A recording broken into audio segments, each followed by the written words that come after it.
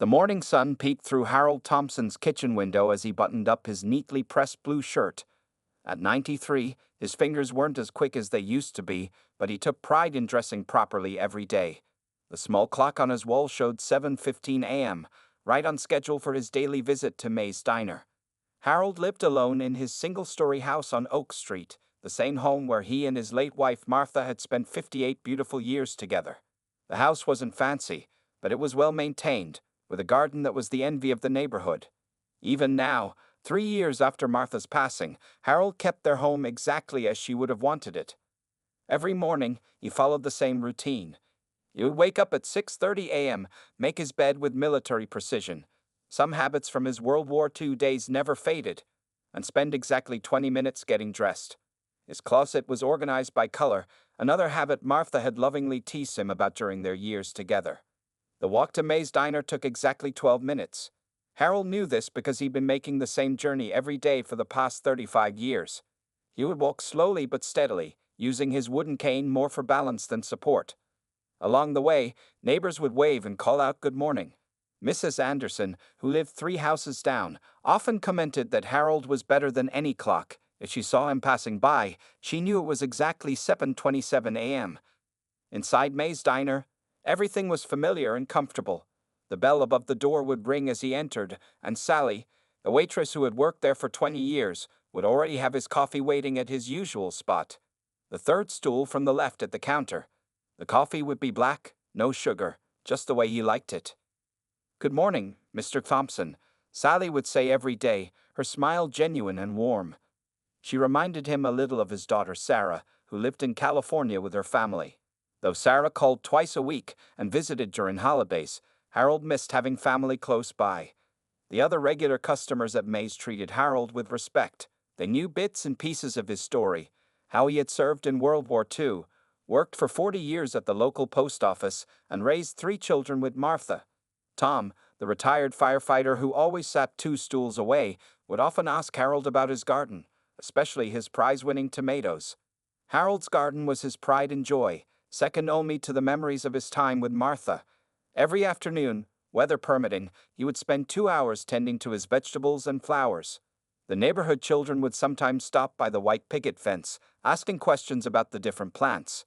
Harold always took time to explain, often sending them home with fresh tomatoes or cucumbers for their parents.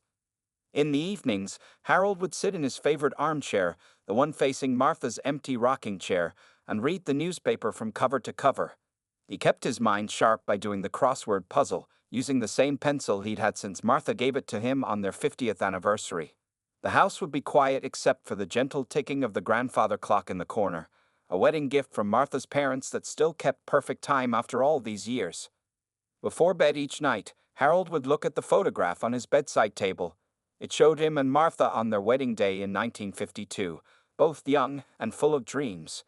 He would touch the frame gently and whisper, "Good night, my dear," just as he had done every night since she passed away.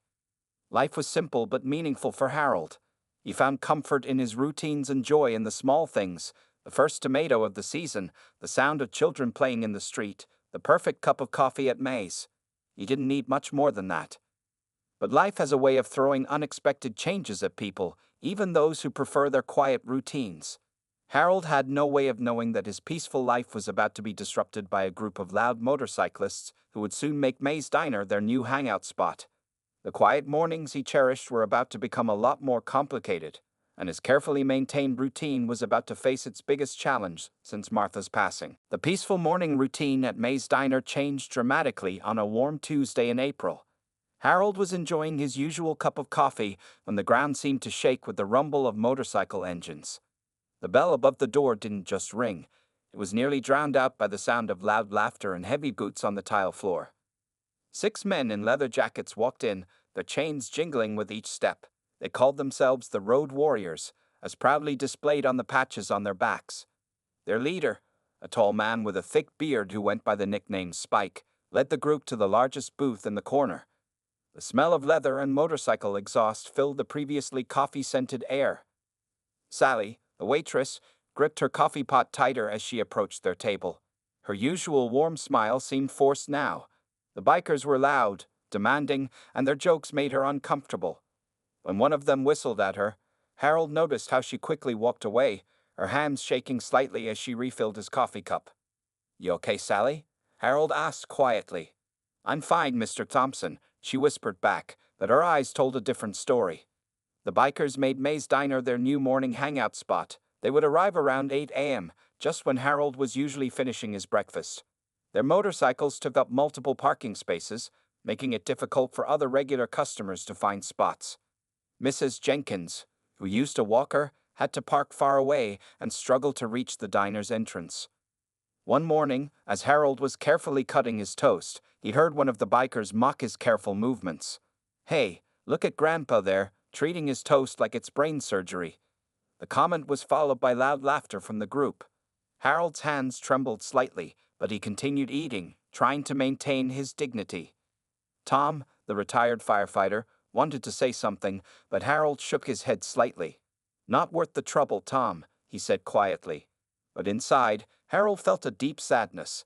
This place had been his sanctuary since Martha passed away, and now it felt different, hostile even. The situation got worse over the next few weeks. The bikers seemed to take special interest in making Harold uncomfortable. They would bump his stool as they walked past, pretending it was an accident. Sometimes they would sit close to him, making loud comments about old-timers who should stay home. Sally tried to protect Harold by serving him at different times, but the bikers quickly caught on to the change in his schedule. The other regular customers started avoiding the diner during these hours. The morning crowd that Harold had known for years, the school teachers, the office workers, the retired couples, began finding other places for their breakfasts. May, the diner's owner, was worried. Her business was suffering, but she was too scared to confront the bikers. Harold noticed how the diner was changing. The cheerful morning conversations were replaced by the bikers' loud stories and rough language. The regulars who did stay would eat quickly and leave. The friendly atmosphere that had made May special was disappearing. One morning, Harold found his usual parking spot blocked by motorcycles. He had to park around the corner and walk an extra block. His hip was bothering him that day, making the extra distance painful.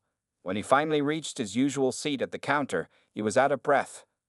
"Ah, did the long walk tire you out, Gramps?" One of the bikers called out, causing more laughter from their corner. Harold sat quietly, remembering how different things had been just a month ago. He thought about Martha and how she would have handled this situation. She had always been the brave one, standing up to bullies with a mixture of grace and strength. But Harold had always been the quiet type, preferring to avoid conflict. Sally placed his coffee in front of him, adding an extra sugar packet on the saucer, something she had never done before. It was her small way of showing support. Harold noticed her small act of kindness and gave her a grateful smile. As he stirred his coffee, Harold could hear the bikers planning something in their corner. They were talking about following the old man to see where he went after breakfast. Harold's hand tightened around his coffee cup. His peaceful mornings had turned into a daily test of endurance, and he wasn't sure how much longer he could take it. Little did the bikers know, they were about to push him to a breaking point that would reveal a side of Harold Thompson that nobody at May's Diner had ever seen before. Sunday mornings had always been special for Harold. For the past 3 years since Martha's passing, he had followed the same routine: wake up early, put on his best suit, and visit her grave with fresh flowers from his garden. It was his way of keeping their love alive, a private moment he cherished above all else. But this Sunday was different. As Harold carefully arranged the roses he had picked from his garden that morning, he heard the unmistakable sound of motorcycle engines approaching the cemetery. His heart sank when he recognized the leather-clad figures from May's Diner. They had followed him, just as he had overheard them planning. Well, look what we found." Spike's voice boomed across the peaceful cemetery. "Grandpa's got himself a girlfriend." The other bikers laughed loudly, their voices echoing off the granite headstones. Harold's hands began to shake as he placed the flowers in the small vase next to Martha's headstone. He tried to ignore them, focusing instead on straightening his wife's picture that he had placed there last week. But the bikers weren't leaving. They circled their motorcycles around the nearby paths, revving their engines so loudly that the peaceful morning air was filled with noise. Other visitors to the cemetery began leaving, shooting angry looks at the bikers but too intimidated to say anything. "Dear Martha," Harold whispered, his voice trembling, "I'm sorry about the noise." A tear rolled down his cheek as he stood up slowly, his knees aching from kneeling on the ground. The harassment didn't stop at the cemetery. The next day, Harold found his mailbox knocked over. While he couldn't prove it was the bikers, he had seen their motorcycles cruise past his house the night before. His neighbor, Mrs. Anderson, helped him set it back up. "Harold, you should call the police," she suggested, worried about her old friend. But Harold shook his head. "They haven't done anything that the police can really help with," he said quietly. Deep down, he knew she was right, but he also knew that involving the police might make things worse. The situation began affecting Harold's daily life more severely. He started taking different routes to avoid the bikers, but they seemed to find him anyway. His garden, once his pride and joy, began to show signs of neglect as he became too anxious to spend time outside. One afternoon, while Harold was trying to tend to his tomato plants, 3 of the bikers rode past his house repeatedly, their engines roaring. The neighborhood children who usually came to learn about gardening stayed away, scared by the loud motorcycles and rough-looking men. Harold's daughter Sarah noticed something was wrong during their weekly phone calls. His voice had lost its usual cheerfulness, and he avoided talking about his daily visits to May's diner. "Dad, is everything okay?" she asked, concern evident in her voice. "Everything's fine, sweetheart," Harold lied, not wanting to worry her. But inside, he felt his world shrinking. The diner he loved, his peaceful garden, even his Sunday visits to Martha, all were being poisoned by the bikers' presence. The other regulars at May's diner noticed the change in Harold, too. The proud veteran who had always sat straight and tall now seemed to curl in on himself, trying to become invisible whenever the bikers were around. Tom, the retired firefighter, watched helplessly as his friend withdrew more and more. Sally tried her best to protect Harold, saving his favorite booth in the back when the bikers weren't around. But even these small gestures couldn't fully shield him from their harassment. One morning, she found Harold sitting in his car for 20 minutes, waiting for the bikers to leave before coming in for his coffee. The final straw came when Harold discovered motorcycle tracks through his garden one morning. His precious tomato plants, which he had tenderly cared for all season, were crushed. The roses he grew for Martha were scattered across the lawn, their petals trampled into the dirt. Standing in his ruined garden, Harold felt something change inside him. The sadness and fear that had been building up over the past weeks began to transform into something else, a feeling he hadn't experienced since his days in the service. His hands, which had been shaking with anxiety, now steadied themselves. As he cleaned up the destroyed flowers, Harold remembered something Martha used to say: "Sometimes the bravest thing isn't fighting back, it's finding a better way forward." Looking at their wedding photo that evening, Harold began to form a plan. Tomorrow would be different, he decided. Tomorrow, he would show these bikers that they had severely underestimated the quiet old man they had chosen to torment. Monday morning arrived with dark clouds hanging over the town, matching Harold's mood perfectly. He sat at his usual spot in May's diner, but today was different. His hands gripped his coffee cup tighter than usual as he waited, knowing the bikers would arrive soon. Right on schedule, the rumble of motorcycles filled the air. The bell above the door chimed as the bikers strutted in, their leather jackets still wet from the light rain outside. Spike, their leader, noticed Harold and nudged one of his friends, grinning mischievously. "Hey, old-timer," Spike called out. "Still crying about those flowers we accidentally ran over." The other bikers snickered, making it clear there had been nothing accidental about the destruction of Harold's garden. Sally approached Harold with a coffee pot, her hand trembling slightly. As she began to pour, one of the bikers deliberately bumped into her from behind. The hot coffee spilled across the counter and onto Harold's lap. The old veteran jumped up with surprising speed for his age, but the damage was done. His clean khaki pants were now stained dark brown. The bikers roared with laughter. "Looks like Grandpa had an accident," one of them shouted, causing even louder laughter. Sally rushed to help with napkins, her eyes filling with tears. "I'm so sorry, Mr. Thompson. I'm so sorry," she kept repeating, even though everyone knew it wasn't her fault. Harold stood there, coffee dripping from his pants, feeling the eyes of every person in the diner on him. The regular customers looked away in embarrassment, while the bikers continued their cruel laughter. Something snapped inside him at that moment. His hands, which had been shaking with shock, suddenly became steady. His back, usually slightly stooped with age, straightened to its full height. The military bearing that had been dormant for decades emerged like a long-forgotten friend. "Sally," Harold said quietly, his voice steadier than it had been in weeks, "please bring me the bill." "But Mr. Thompson, your breakfast, your pants." Sally started to protest. "The bill, please," Harold repeated firmly, his blue eyes now showing a determination that made Sally step back slightly. As Harold paid his bill, leaving Sally an extra-large tip, his mind was already forming a plan. He walked to the door with dignity, despite his coffee-stained clothes. The biker's laughter followed him out, but he didn't hurry or show any sign that it bothered him. Instead of turning left toward home, Harold walked straight to the public library 2 blocks away. Miss Jenkins, the librarian who had known him for years, looked surprised to see him in his stained clothes. "Harold, what happened to you?" she asked with concern. "Margaret," Harold said, using her first name for the first time in their 20-year acquaintance. "I need to use the computer."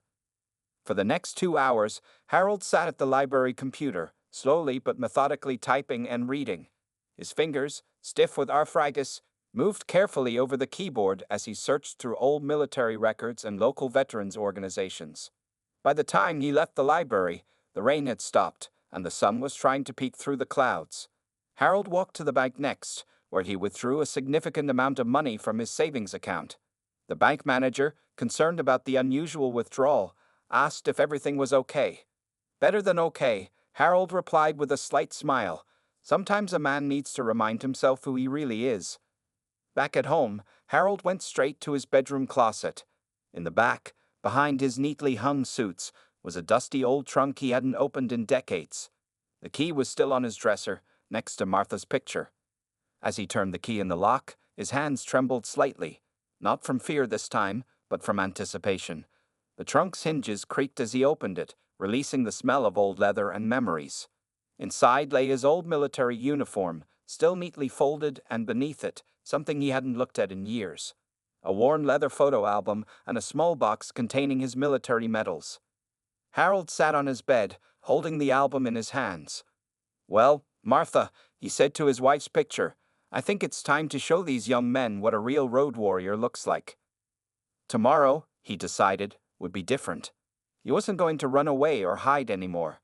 Tomorrow, Harold Thompson would return to May's Diner with something that would change everything: a story and evidence of a past that none of the bikers could have imagined. The next morning, Harold arrived at May's Diner earlier than usual.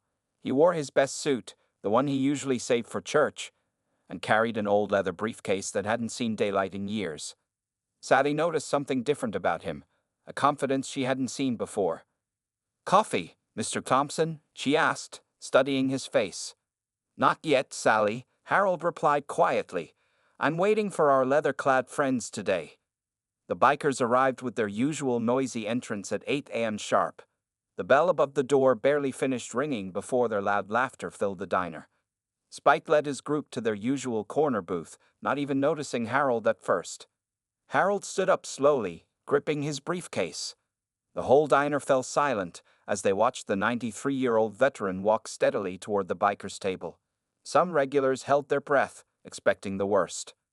"Looks like Grandpa wants to join our club." One of the bikers sneered, causing others to laugh. Harold didn't say a word. Instead, he carefully opened his briefcase and pulled out an old, worn photograph.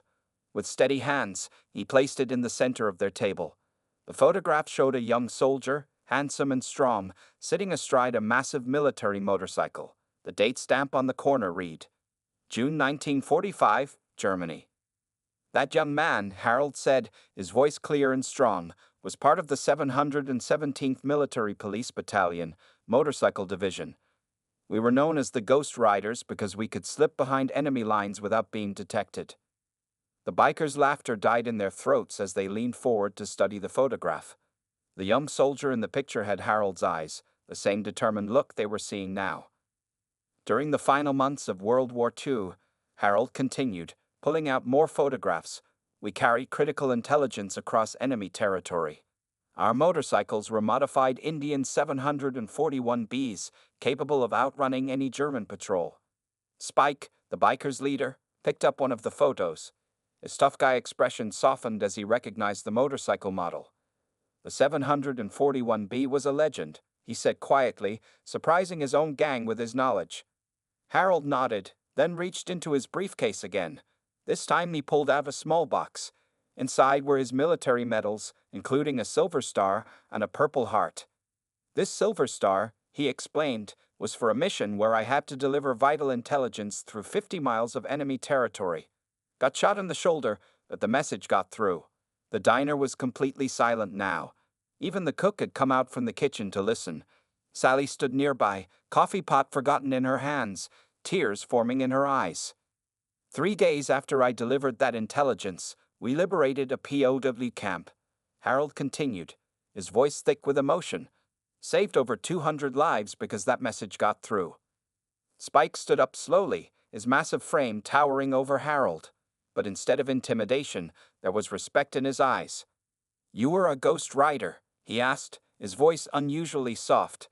Then, to everyone's surprise, he straightened his back and raised his hand in a crisp military salute. "3rd Marine Division, sir," Spike said, holding his salute. "Did 2 tours in Afghanistan. We used modern bikes, and we knew about the Ghost Riders. You guys were legends." Harold returned the salute, his aged hand still remembering the proper form after all these years. One by one, the other bikers stood up.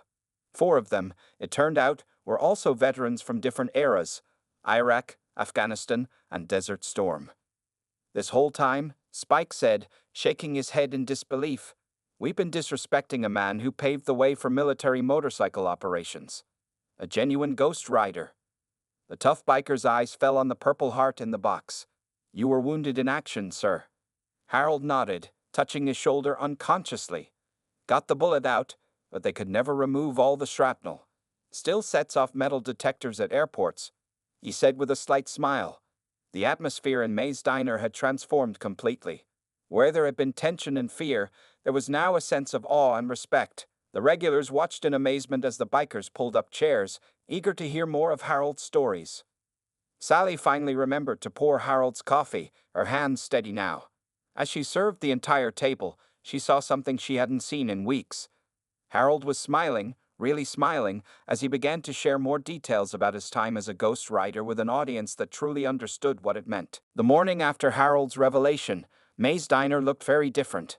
Instead of their usual corner booth, the bikers had pulled tables together near Harold's regular spot at the counter. Spike arrived early, carrying something carefully wrapped in an old cloth.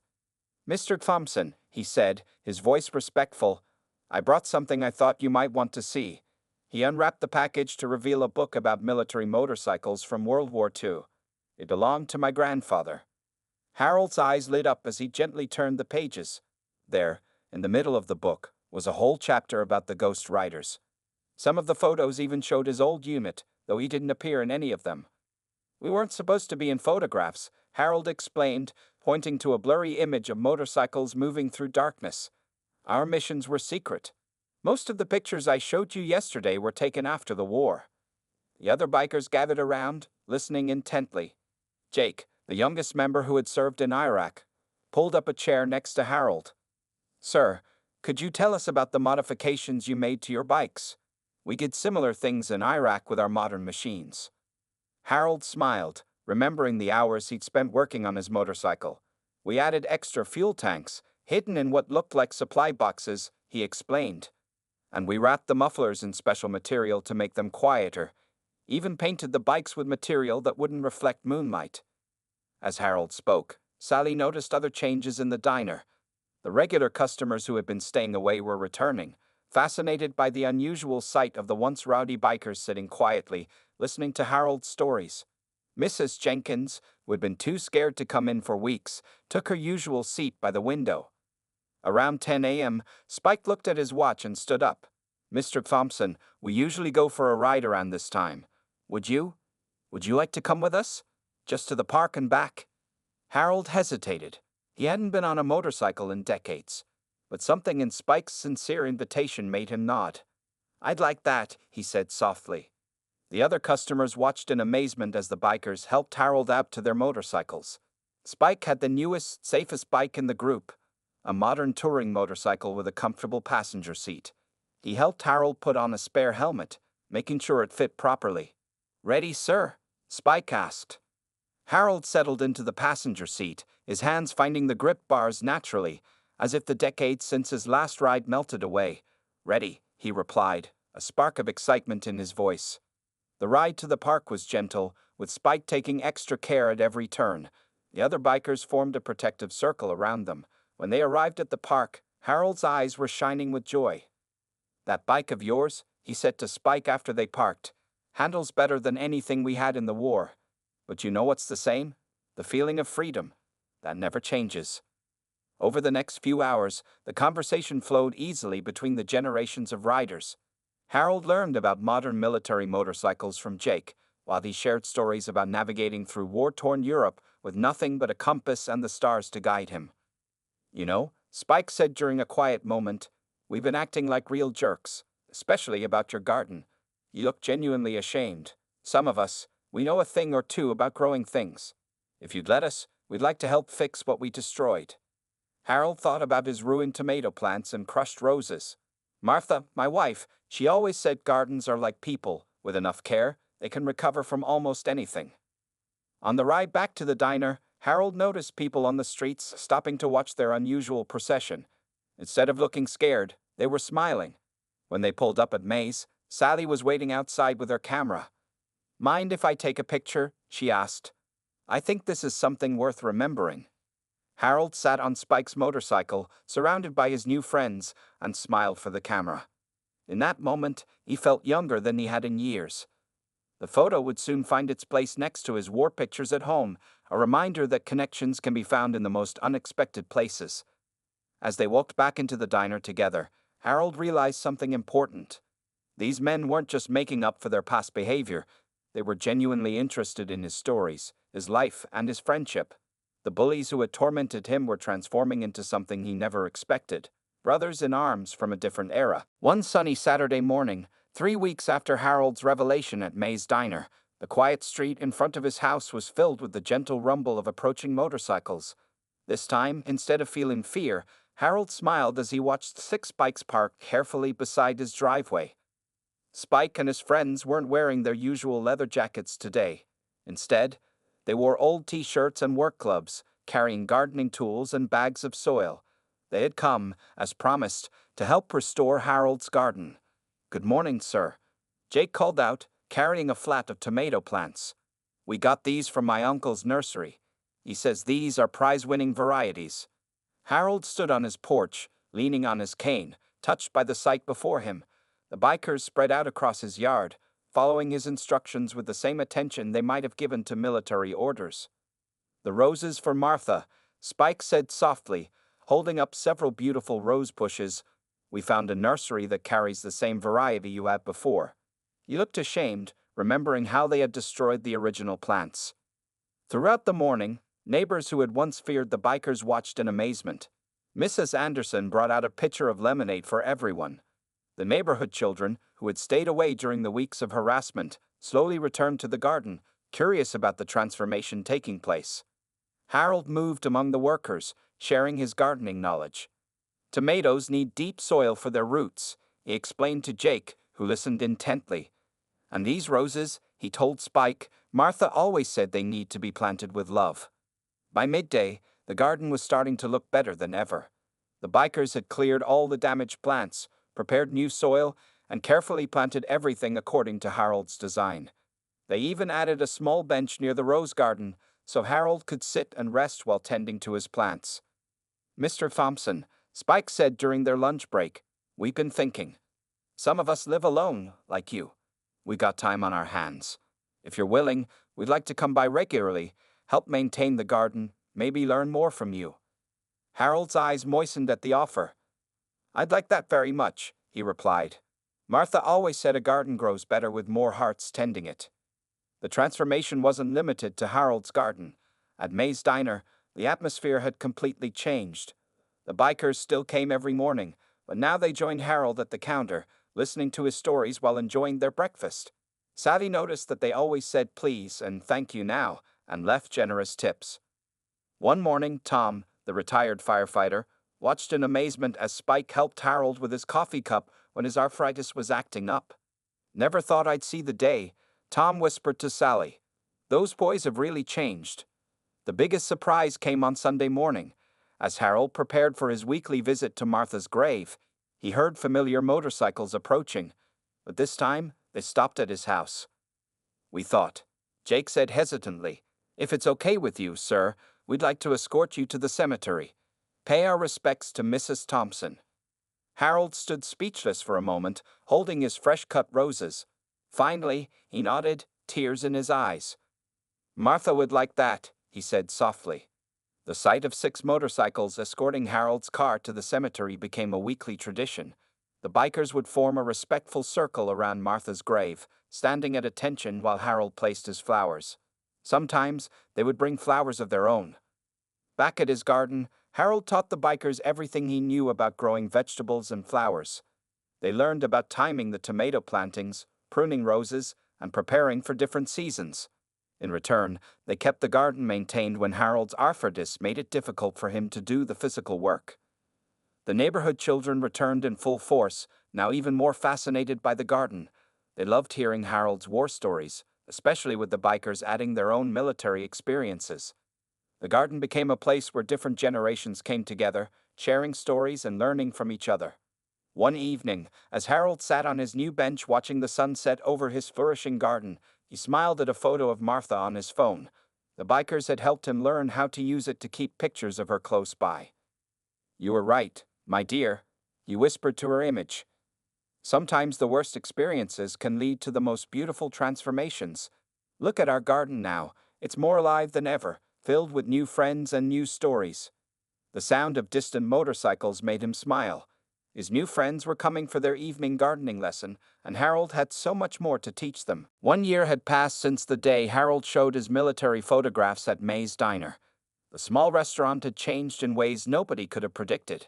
A new sign hung proudly near the entrance: "Home of the Veterans Morning Coffee Club." Every morning, the parking lot now held an interesting mix of vehicles.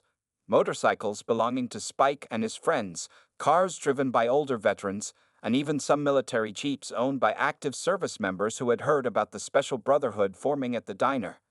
Harold, now 94, sat at his usual spot at the counter, but he was never alone. The counter and nearby tables had become an unofficial gathering place for veterans of all ages. Young soldiers on leave would sit for hours, listening to stories from Vietnam veterans, Gulf War veterans, and, of course, Harold's World War II experiences. "Tell them about the night mission in Germany, Mr. Thompson," Jake would often say, even though he'd heard the story many times. The younger veterans always leaned in close, knowing they were hearing a piece of history from one of the last surviving Ghost Riders. Sally had gotten used to the new rhythm of the diner. She kept a special pot of coffee just for the veterans group, and May had created a special menu item called the Ghost Rider Breakfast in Harold's honor. The plate came with everything Harold usually ordered: 2 eggs over easy, wheat toast, and hash browns arranged in the shape of a motorcycle. Harold's garden had become another gathering place. The once destroyed space was now the most beautiful garden in the neighborhood. The bikers had kept their promise, helping maintain it through all seasons. They had even added a small memorial section dedicated to fallen veterans, with special flowers blooming year-round. Every Sunday, the motorcycle escort to Martha's grave had grown larger. Other veterans had joined the procession, and people in town would stop and salute as they passed. Harold's weekly visit to his wife had become an honored tradition that brought the community together. One morning, Harold's daughter Sarah visited the diner during one of her trips from California. She sat quietly at a nearby table, tears in her eyes as she watched her father surrounded by his unlikely family of bikers and veterans. The men who had once terrorized him now treated him like a beloved father or grandfather. "Your dad," Spike told her during a quiet moment, "he taught us something important. We thought we were tough guys, but he showed us what real strength looks like. He changed our lives." The diner had become a place of healing. Veterans struggling with post-traumatic stress found comfort in the company of others who understood their experiences. The bikers, once feared by the community, now organized charity rides for veteran causes. They had even started a program teaching motorcycle maintenance to young veterans, helping them find purpose and community. Harold's story had spread beyond their small town. A local newspaper article about the transformation at May's Diner had been picked up by national media. Veterans groups from other states would sometimes visit, hoping to create similar gathering places in their own communities. On Harold's 94th birthday, May's diner was packed with people celebrating not just his life, but the legacy he had created. The walls now displayed photographs showing the diner's transformation, including that first picture of Harold on Spike's motorcycle, the garden restoration days, and countless veteran gatherings. During the celebration, Spike stood up to make a speech. "A year ago," he said, his voice thick with emotion, "we were lost souls causing trouble. Then we met a ghost rider who taught us about real courage. Not the kind that comes from intimidating others, but the kind that comes from showing kindness in the face of cruelty." Harold looked around the diner at all the faces he had come to know and love over the past year. There was Jake, who now called him Grandpa and came by every evening to help with the garden. There was Spike, who had transformed from a fearsome gang leader into a respected veterans advocate. And there were dozens of other veterans, young and old, who had found a home in this unlikely brotherhood. Sally brought out a special birthday cake decorated with a motorcycle design. As everyone sang "Happy Birthday," Harold felt Martha's presence strongly. You could almost hear her saying, "See, my love? Sometimes the worst moments in life lead us to our greatest purpose." The legacy Harold created wasn't just about veterans helping veterans. It was about the power of understanding, the strength of forgiveness, and how one person's courage could transform an entire community. May's Diner had become more than just a restaurant. It was a testament to the fact that it's never too late to create positive change, and that true brotherhood can be found in the most unexpected places.